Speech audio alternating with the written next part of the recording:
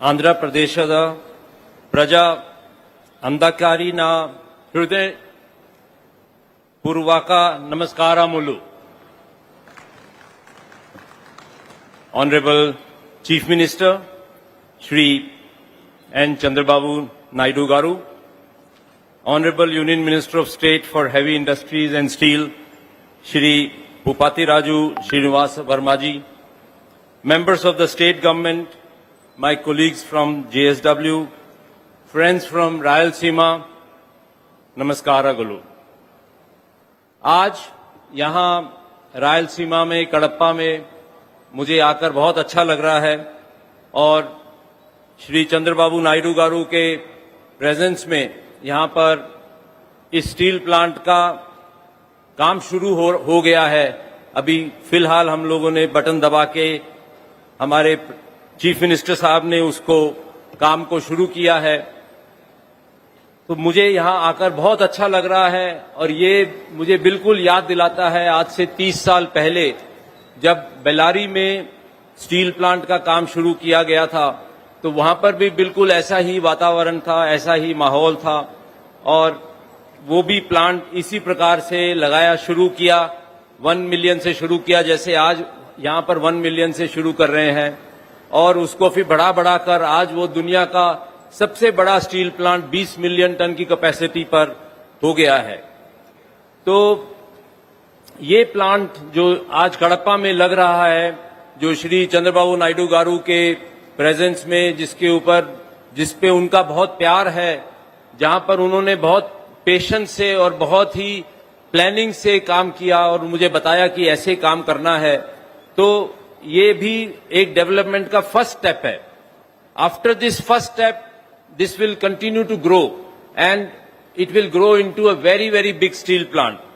Abhi, when I was coming with Honorable Chief Minister, he told me that this is just the first step. You have to take care of this entire Rayalaseema.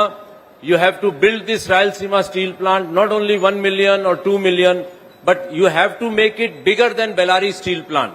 Bellary steel plant से भी इस plant को बड़ा बनाना है, ये उन्होंने मुझे कहा.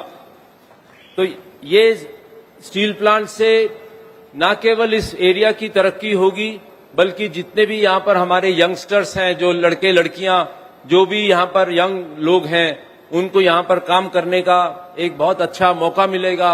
एक बहुत ही ऑटोमेटेड, बहुत ही मॉडर्न स्टील प्लांट में काम करने का उनको सबको आप लोगों को यहाँ पर बहुत बड़ा एक मौका मिलेगा. हमारे जो ऑनरेबल चीफ मिनिस्टर साहब हैं वो एक बहुत ही विजनरी है.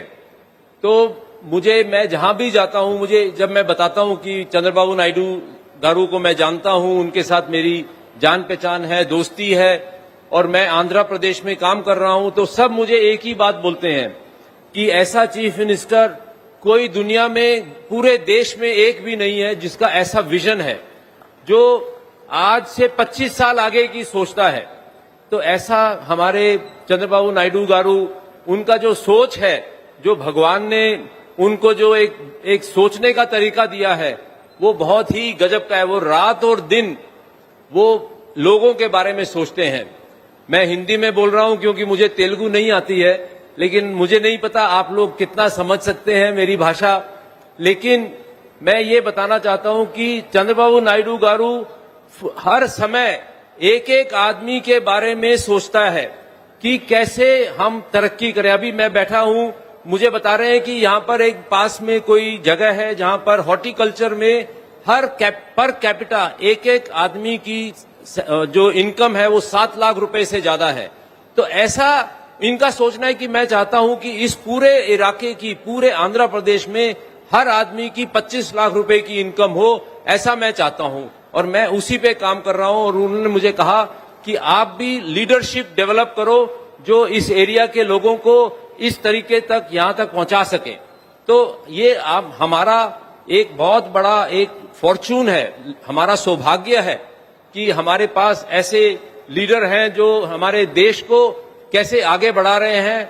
उन्होंने मुझे बताया कि पूरी टेलीकॉम, आज जो हम मोबाइल फोन से फटाक से बात करते हैं कहीं से कहीं पर, वो उनका बनाया हुआ कॉन्सेप्ट है. जितने भी नेशनल हाईवे बने हैं हमारे देश में, वो अटल बिहारी वाजपेयी के टाइम पे आज से 25 साल पहले चंद्रबाबू नायडू गारू का कॉन्सेप्ट था, जिससे कि ये नेशनल हाईवे हमारे देश में बने। हमारा देश इतना तरक्की नहीं कर सकता था अगर हमारे पास चंद्रबाबू नायडू गारू जैसे लीडर्स नहीं होंगे तो ये उनका सोच है कि कैसे उन्होंने हैदराबाद को साइबराबाद बनाया, कैसे उन्होंने, जब वो जॉइंट आंध्र प्रदेश के चीफ मिनिस्टर थे, उन्होंने हैदराबाद को बेंगलोर से आगे लेके गए। एक ही आदमी की थिंकिंग थी, लीडरशिप एक ही आदमी से शुरू होती है। आज जैसे प्रधानमंत्री नरेंद्र मोदी पूरे देश को आगे लेके जा रहे हैं, वो उनको चंद्रबाबू नायडू गारू जैसे चीफ मिनिस्टर्स चाहिए जो अपने साथ में देश को आगे ले जा सकें। तो ये उनकी पूरा उनका जो काम है, जैसे ये स्टील प्लांट लग रहा है, यहाँ पर बहुत बड़ा एनर्जी का, रिन्यूएबल एनर्जी का पूरा एरिया में काम हो रहा है। विशाखापट्टनम के पास में विजयनगरम में बहुत बड़ा इंडस्ट्रियल पार्क बन रहा है, रिजॉर्ट बन रहा है जो JSW, जिसकी आज यहाँ पर फाउंडेशन स्टोन और काम शुरू करने का आज यहाँ पर काम हुआ।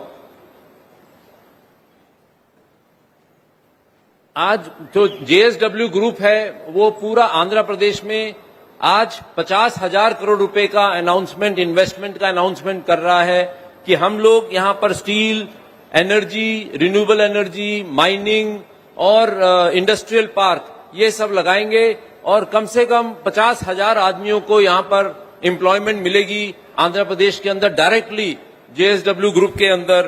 तो ये मेरा आज यहाँ पर कहना है।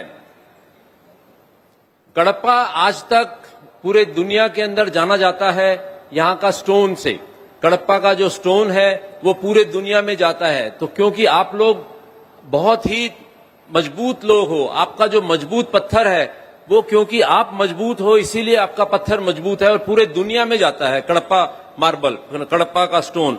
इसी तरह से हम जो यहाँ पर स्टील और पावर बनाएंगे वो भी क्योंकि आप लोग मजबूत हैं, आप लोग स्ट्रांग लोग हैं, तो स्ट्रांग तरीके से स्टील और एनर्जी भी यहाँ पर बनेगा।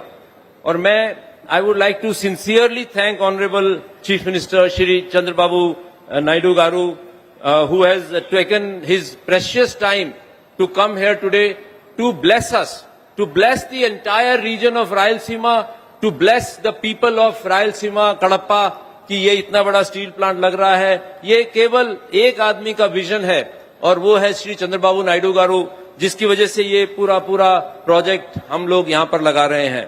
सो बहुत बहुत धन्यवाद, thank you very much and जय आंध्रा, जय Hind. Thank you sir, thank you very much.